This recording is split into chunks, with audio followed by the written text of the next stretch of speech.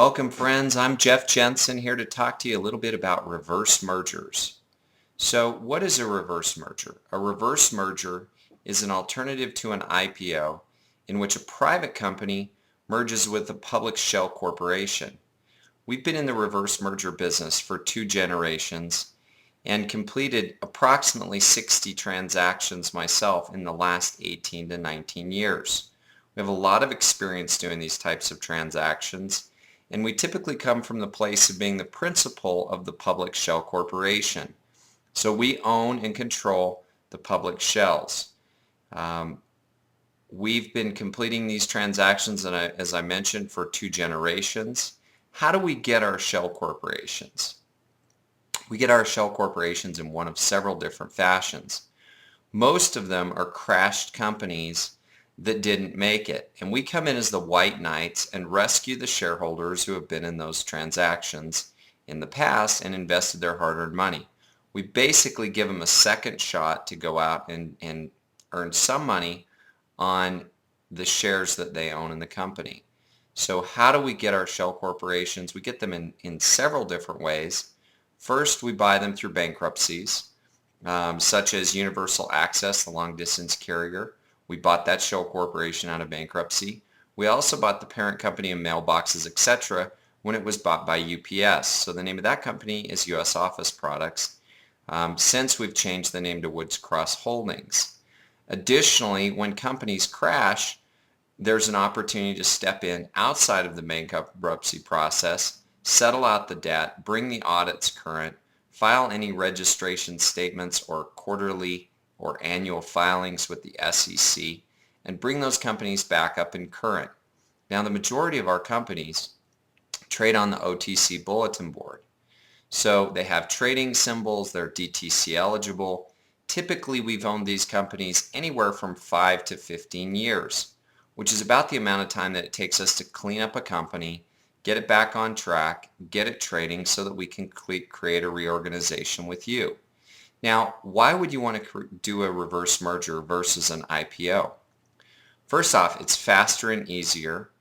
It's much less expensive in terms of dilution and time and even money.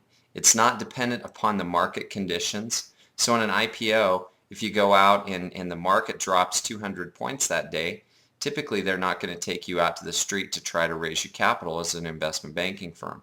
It's also less dilutive because you can control your pricing much better in a reverse merger versus an IPO. So more and more companies are going public via reverse merger. It's becoming more and more acceptable out there in the marketplace. Companies like Turner Broadcasting, Occidental Petroleum, Waste Management, Rocky Mountain Power, Turner Broadcasting, Blockbuster Video, and many others.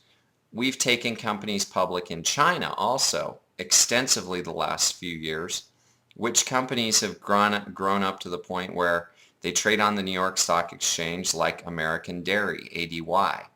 Additionally, reverse mergers are tools which provide folks access to capital, access to employee stock incentive programs for retaining and hiring key employees.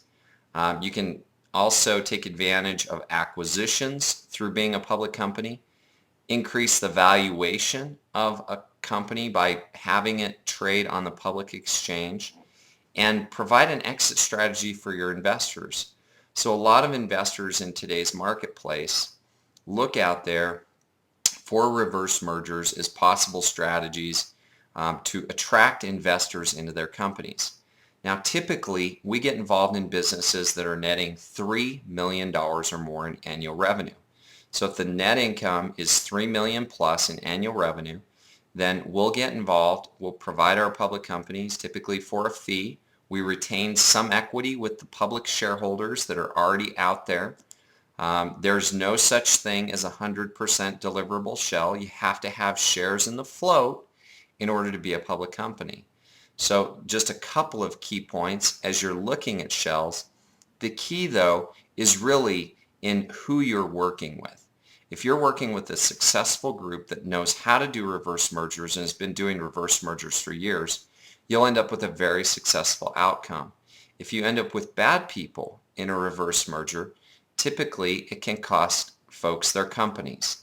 Overhang in the stocks where people are beating up on bids, doesn't allow capitalization to happen. You really have to be cautious about how you enter into these transactions. Make the folks enter into lockup and leak-out agreements. Make sure that you have real shareholders out there in the public float that retain some shares that make you a public company. Those are just a few of the precautionary measures that you may want to look at as you're considering doing a reverse merger. So until next time, Jeff Jenson here. Have a great day. If you need to get in touch with me, my contact information along with our website and email are right at the end of this video. So have a great one. Until next time, friends, take care.